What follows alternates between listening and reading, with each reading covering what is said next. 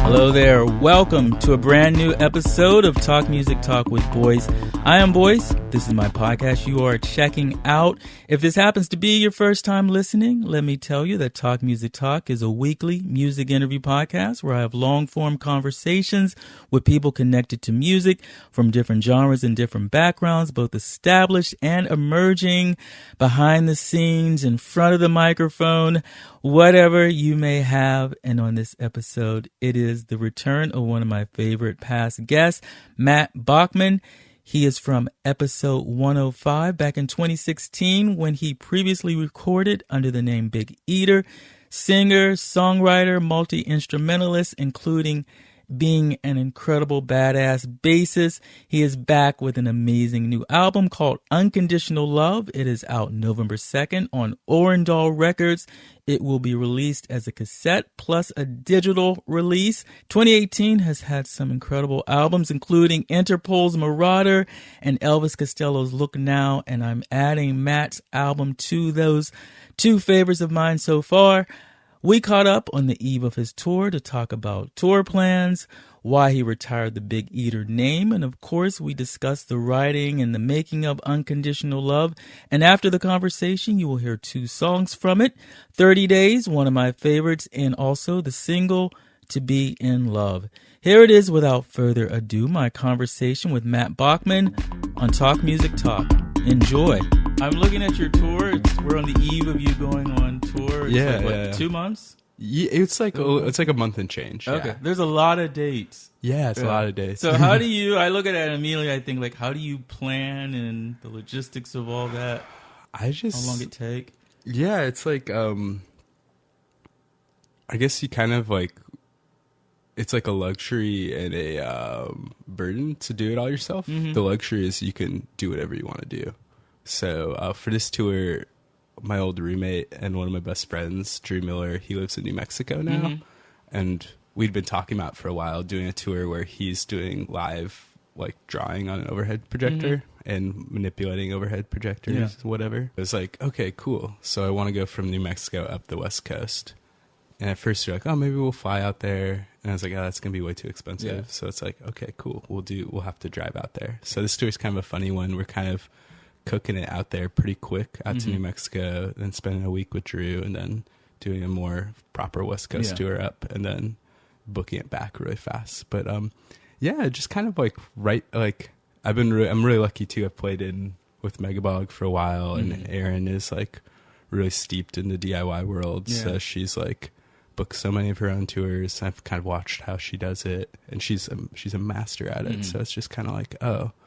And you just kind of figure out, you're like, oh, these are like the cities I have friends. These are the cities I think it will go well. Okay. So you're like, just kind of reach out there. And then you try some random ones. You're like, oh, cool.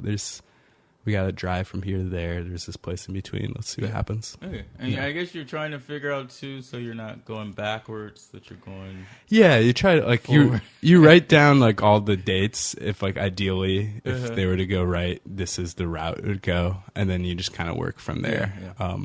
Yeah. Are you doing solo shows or this one's so it's like a band, but the band has changed. It's a duo right now. It's just me and Kyle playing. It's kind of like it's like a marriage between the band shows and the solo shows you saw. So yeah, it'll be really fun. Okay. So it's gonna be like, it'll be really low key. It'll be great. Yeah. And how do the shows change for you from doing solo to a duo to like a full band? Yeah, well, so we were doing a full band about. Probably when I last talked to you, I don't know, it was like almost a couple years ago. Okay. Because I've seen like one or two solo shows. Yeah. So we were doing the full band for a while, and I really love doing that. It's the one thing that's really hard about having a band is just like organizing everyone. Yeah. And one thing that's really hard was for me, I'm also committed into playing in Megabog and other bands. Mm-hmm. So I was gone so much, and it was just like, it became really hard to keep the band going in some ways, where I'd like come back and it's like, cool, let's like practice so we can get as good as we were like 7 months ago. And it just kind of felt, that was like frustrating. And it's just hard to organize the practicing. It's hard to get everyone on the same schedule. So I had a desire to try to do things like alone. And it was also some like, yeah, it's funny. Like when you start touring with a new project, it's not like every tour isn't going to be like magical necessarily. Not even like they're all super fun and magical to me, but it's like sometimes we're going to have dead shows, which I think is cool. But I think other people in the band like found that really hard, which I don't blame them for. Yeah. So I was like, oh, I want to try doing a solo tour. I was like, it was last year. I was like really on this kick of like doing a lot of alone things. Which is cool. So it was a fun experience. Yeah. But, and so I just developed the music kind of out of like, well, what am I going to want to do for this solo stuff? And I was like, well, I don't want to just like sit up there and like play guitar or like play like piano. Cause I'm like, I don't really think that's where my like greatest skills lie. It's like, I would like to do something a little different. So I ended up doing this like more karaoke-ish set, where I just had a tape machine up there with me, and it was about like 28 minutes straight of like, it's like 4 songs and 2 longer drones. Initially I was going to be doing stuff with it, like fading and like whatever. I might like have an instrument I was playing. And at some point I was like, I'm not going to do this. Like, this feels like phony. Because it's already pre-recorded anyways. I'm like not gonna even like pretend like I'm doing anything. I'm gonna be really honest, like I'm not doing anything and just perform, which was really cool. I became like a much better performer by doing that, because I was just standing there with the mic or sitting and just kind of the move, and it was really fun. I had really great feedback from that. But kind of from there, after doing the first solo tour, I realized I'd like never want to go on tour again alone. It was like really fun in so many different ways until like I got to the show. And then it was like, if it was a show where I had really good friends, it would be great. But if it was a show where I didn't know people as well, it's like, man, I really wish I had a bud here to just like not be like socially awkward, like sitting, like just standing there and just trying to like talk to people. So I interviewed with a DJ and they were saying that like after the shows, and it's just like, it's so lonely when you're a DJ. Yeah. It's not like being in a band. Definitely. I imagine that, because it's like, you just provide the fun time for everyone, but I could see that. Yeah. It's funny, man. Yeah. So I was like, I don't really want to do that anymore. And also, after doing a bunch of solos, the other solo tour I did on the West Coast was with my friend Jacob. We both did solo tours, and that was a lot more fun.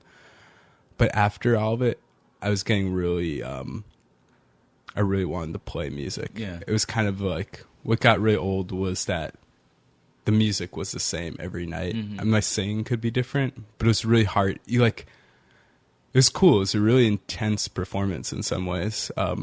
But it like wasn't malleable. You know, I'd like show up to anywhere and it's always the same. So some nights it's like, oh, this is perfect. Yeah. And other nights you just walk in and you're like, God damn, like, why am I doing this tonight at this place? Like, this is the worst place for me to be doing this.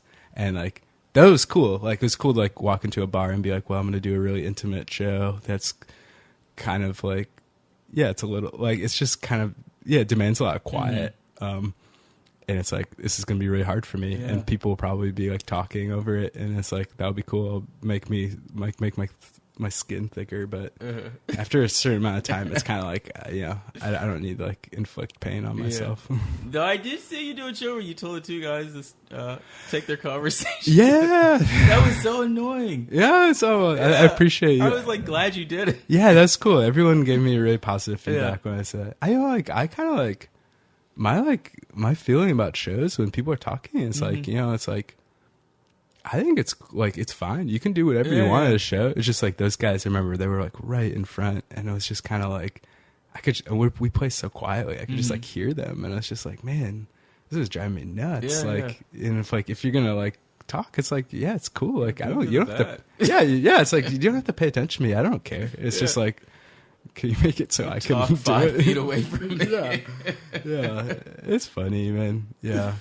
So after doing the solo, so what made you decide or get into the idea of doing the duo? Yeah, it's like, so now it's like we're playing everything, which is great. And Yeah, just I live with Kyle. It's really easy. Kyle Boston's the other person I play with.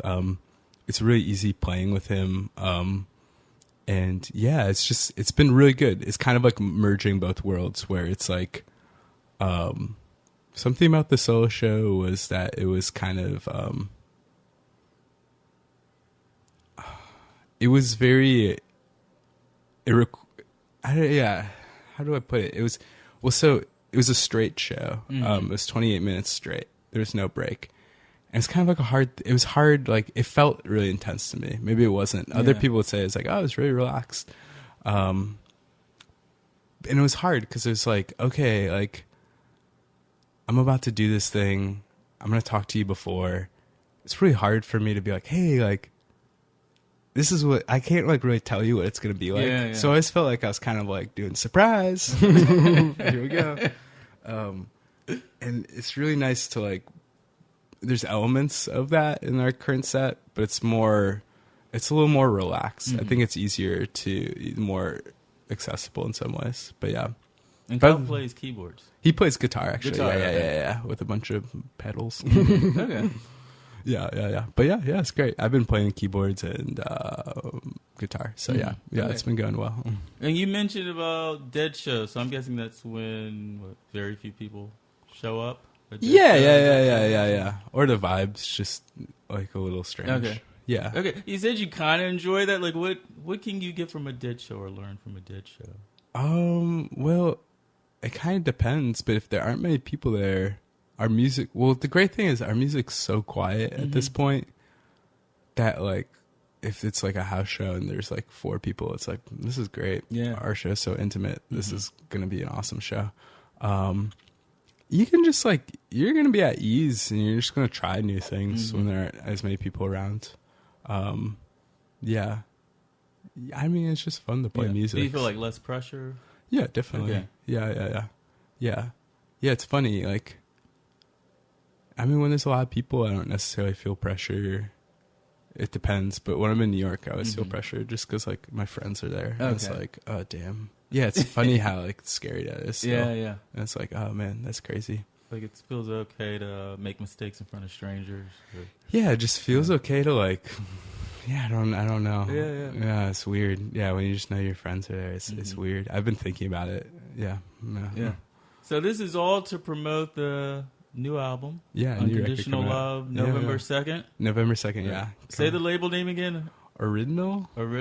Orindal, I think. I'm like, this is the worst because I actually, like, I'm super dyslexic with I was trying to picture. I think it's Orindal. Okay, I was trying to picture it in my head, and I'm like, okay, I'll let him say it. Yeah, that's funny. I don't really say it very often. I just call it Owen's label.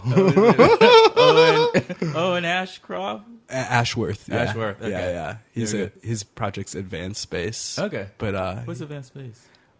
That's his band. It's it's really awesome. Okay. Yeah. How'd you connect with him and the label? We played a show together in Philadelphia probably 2 years ago. And it's funny, he lives in the town I grew up, which is right outside Chicago. I loved his set that night and just kind of stayed in touch. Just stayed in touch with him, would go out to anything he was doing. And he's like, Owen's like he's really good at, like, connecting people, I feel like. And he's just like, he's been on the road for so long. He's like kind of a veteran, has a family. And I think he like approaches doing the road stuff to, like, as like a familial vibe. Yeah. He like see me, he's like, hey, don't I know you? And it's like, yeah, we play the show. He's like, oh, that's awesome. And he'd come out to all the Megabog shows in Chicago. So yeah, he's great, man. He's like, I love him so much. I'm like so thankful that the record's coming out there. It's kind of like when I met him and learned about the label, I like love so many artists on the label, and I was like, oh man, I like really hope this comes out over there. So yeah, because you completed the album last year. Yeah, it's about a little over a year ago. Okay, it's funny because I I completed it almost 2 years. Man, I don't even. No, I guess it was a year ago. It was over a year ago, and then it took a really long time. My friend James Krivchenia mastered it, but he plays in a band, Big Thief, and he's on the road for a while, so it kind of took like the revisions took a while to get done, which was totally fine. It was kind of like nice. Take some time away from it. How does that feel when you finish recording and then when you come back to it later? Do you have a different relationship to it? Yeah, definitely. You hear it a little differently. I mix all my own records, so I can be really deep in it. And it's interesting when you're coming back, you're not as like focused on the minutia. You have a little more of like a wide lens. With certain records, this record I put like a lot of pressure on myself, and I tried really hard. Not that I don't try on other records, but I tried too hard, I would say, almost. So at this point, like my like perspective is totally skewed on it. But try too hard. What? Trying to. Yeah, it sounds kind of like funny, but it's like, I don't know. I learned so much from doing this record, and like one thing I like learned was to like. It sounds silly, but to like. It's like just at this point in my life, like it's just obvious that I'm gonna like give my all to everything. Yeah. And it's like, putting a lot of pressure on yourself, and like, there's like you can almost like try too hard. Like you're like, I'm trying to make this so good, rather than let it doesn't like flow at that point. Yeah. And I just like I felt very my grip was really tight when we were making this. Which is cool. I'm like really proud of it, but I think like my perspective is completely skewed. Like I can't hear it with open ears. Yeah. It's like kind of like I choose not to listen to it and be like, I'm glad people like it.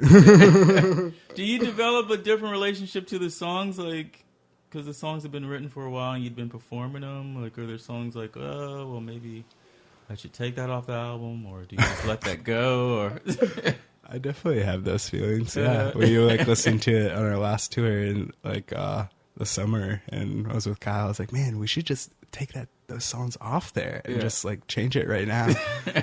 And like whenever I have those feelings, it's just like at this point, it's like I made a decision for a reason and just forget it. I can't like it is. The relationships change with songs. Certain songs like I grow to like love more, and certain songs like I really don't like very much, but I won't say which ones. Good. So tell me about the album, writing the songs, and like how did you know which songs you were going to put on? Did you write more than appear on the album? Yeah, I wrote more than appear on the album. It was kind of interesting.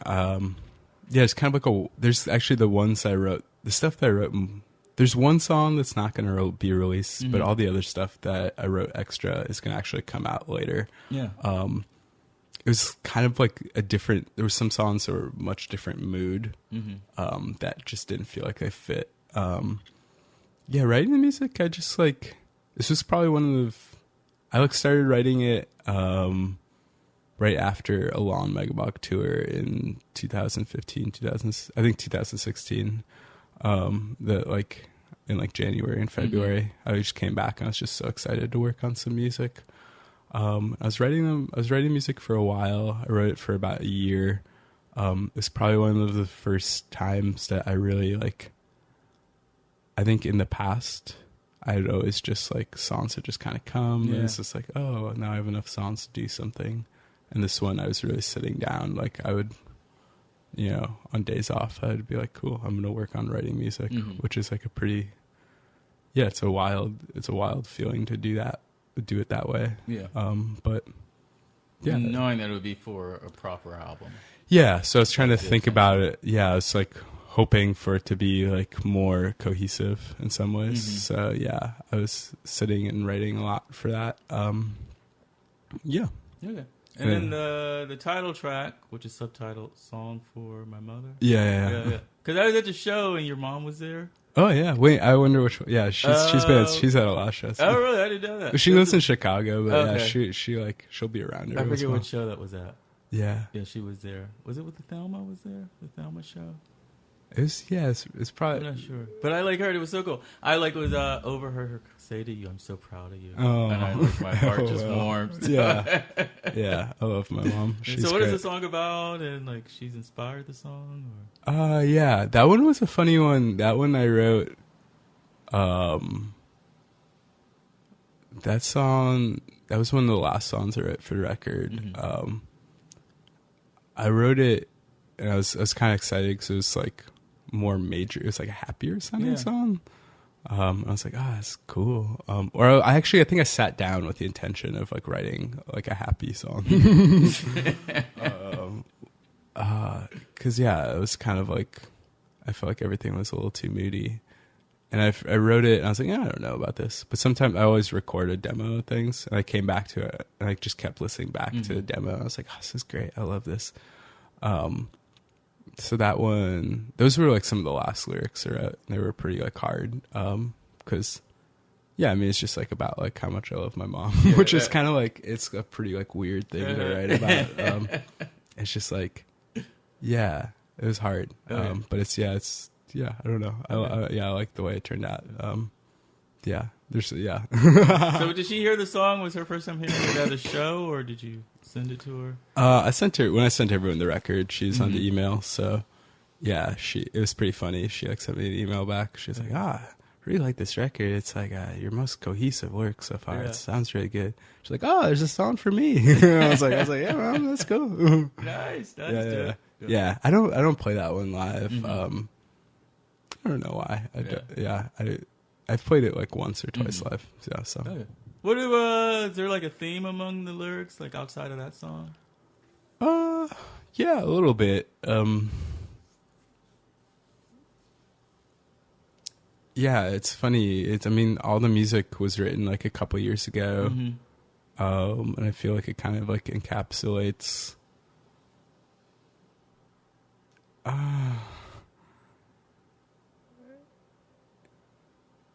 yeah. Yeah, it's kind of like they all feel kind of angsty to me, which is kind of funny. Because I don't really feel that way right now. Okay. But it feels like angst with perspective. But it's like that's a good place to. I guess so. Perspective, Yeah, there's some that I'm really proud of the words, and some that I like not as excited about. But there's some themes. There's a lot of like car imagery. I think because I've just been in a car so much lately. And then it's kind of like I had the idea of it kind of being like a little more of like this angsty thing. Speaking of cars, and then the last two songs, the second to last song's kind of like about like it's like it kind of opens up at the end. It gets a little happier right at the very end. So it's kind of like trying to come out of these like whatever cloudy thought patterns. Okay, but kind of there's like some songs about kind of feeling a little trapped in New York. Some songs I have like some songs about just kind of all sorts of stuff. Yeah. So how does it feel singing those songs when you're like not in that period? I think I avoid singing the ones that are the most angsty. A song that's like, if the words feel true, like if they feel like honest and if they feel like they express a really valid feeling, I have no problem singing them, because it's like, oh, cool. That's like a really honest thing. When they feel maybe, if it was to feel too whiny or something, then I'm like, I don't really want to do that. I don't want to push that energy out. But I don't know. Right, are you are you constantly working on songs, like new stuff now? Or? Yeah, I'm about to master a new record.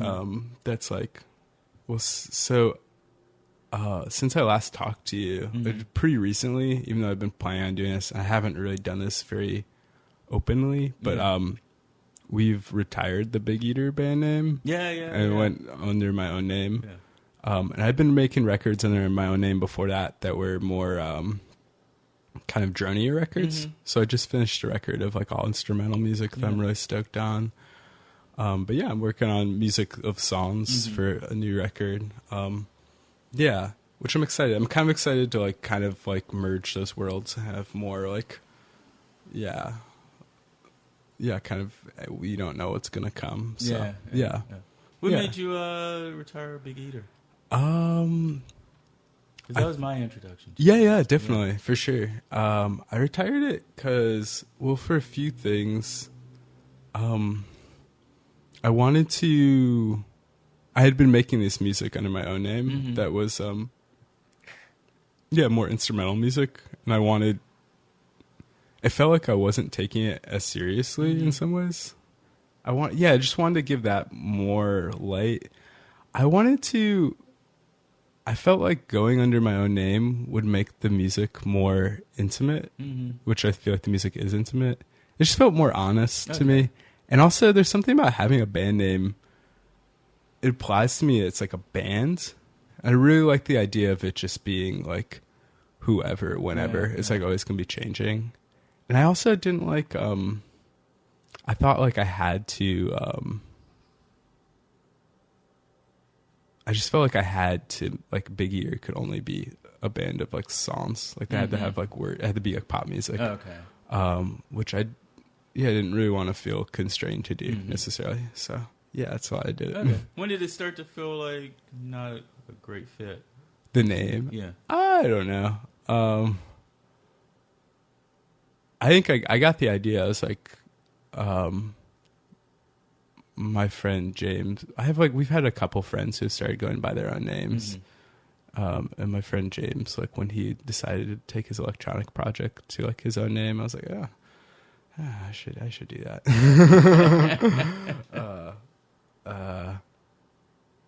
It didn't feel like a bad fit. I think it was hard because we were a really proper band, and I just was kind of moving away from that. I don't know. It doesn't feel like a bad fit. I still like the name and everything. It's just, this feels like a better fit. Yeah. Always go back. Yeah, whatever. Or not. I probably won't go back, but it was also one of those funny things. It's like, I know a lot of people knew me as the Big Eater thing, but also I'd say like equally, if not more, people know me like as the bass player in Megabog. Okay. And just know, that's Matt Bachmann. And it was kind of like a funny thing. I was like, I don't know, people might like actually understand. I think it's, I don't know. It just, it's just a choice. Retrain people. Yeah, I guess so. It's one and the same. Yeah, definitely. It's all the same. Yeah. I think as I'm just getting older, it's like, I don't really want to like have like a billion band names. I just want to have, because it's, when I was younger, I think this is a better answer. When I was younger, I really felt like I had to like segment everything. I was like, oh, my songs are Big Eater.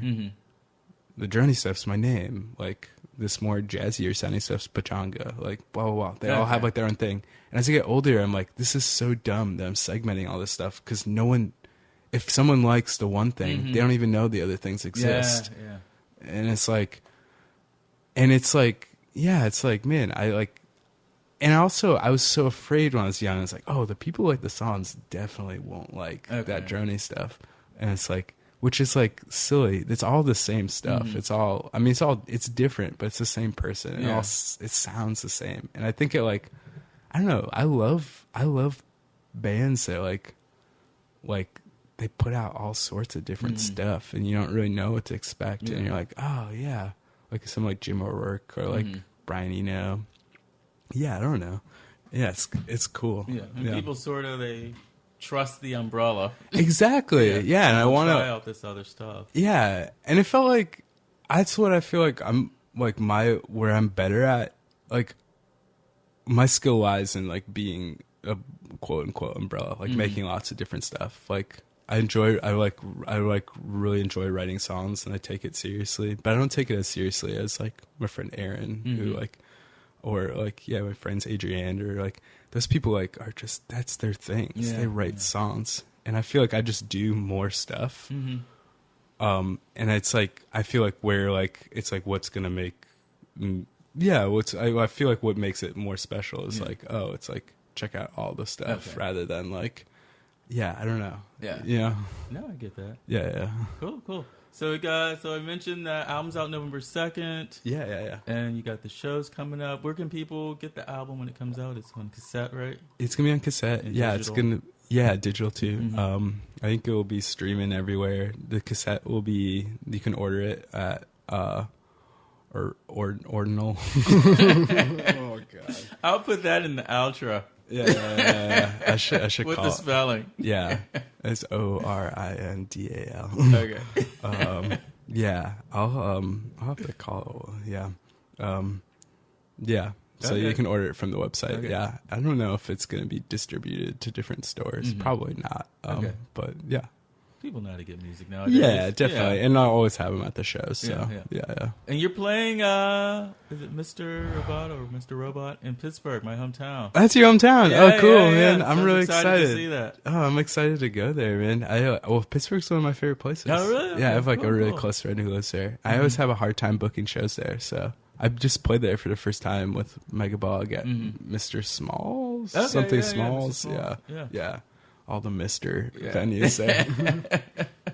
Did I leave anything out, Matt? No, I think that's good. Okay. Oh, I didn't ask you best place for people to check you out online. I have a website, Matt W. Bachmann, BACHMANN it's .com. It's gonna go at gmail.com. Okay. But yeah, no, it's .com. And that's probably that's a nice umbrella spot. Yeah. Good. Great, man. This was a pleasure as Yeah, usual. Again, likewise. I love the album. And Fuck I'm yeah. very happy for you. Yeah, thanks so much. Cool. Thank Cool. you. Thank you.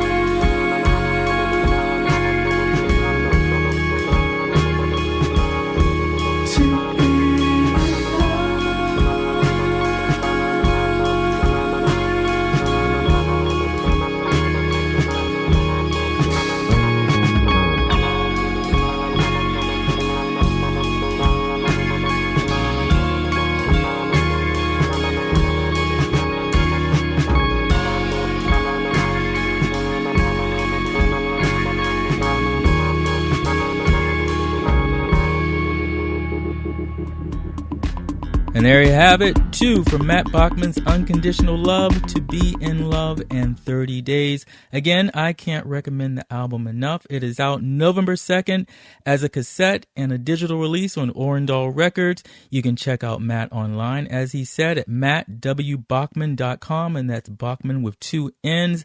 I am online also at talkmusictalk.com for more podcast information. You can also catch me on social media at This Is Boice on Instagram, Facebook, Twitter, and I have some call to actions for you. If you enjoyed this episode with Mac, please share it on social media, or you can leave a 5-star rating and or review, because that helps to increase the TMT audience. You can also download the TMT app wherever you like to get your apps. It is free, or you can stream the podcast basically everywhere: iTunes, Spotify, Google Play, iHeartRadio, Stitcher, just to name a few. Just search for Talk Music Talk. Again, that is Talk Music Talk. You can also find the podcast on SoundCloud at soundcloud.com/This Is Boice, starting with episode 100. And you can also check out my music there. Thank you so much for listening to this episode. I hope you enjoyed it. Until next time, and there will be a next time, this one's for you, Liz.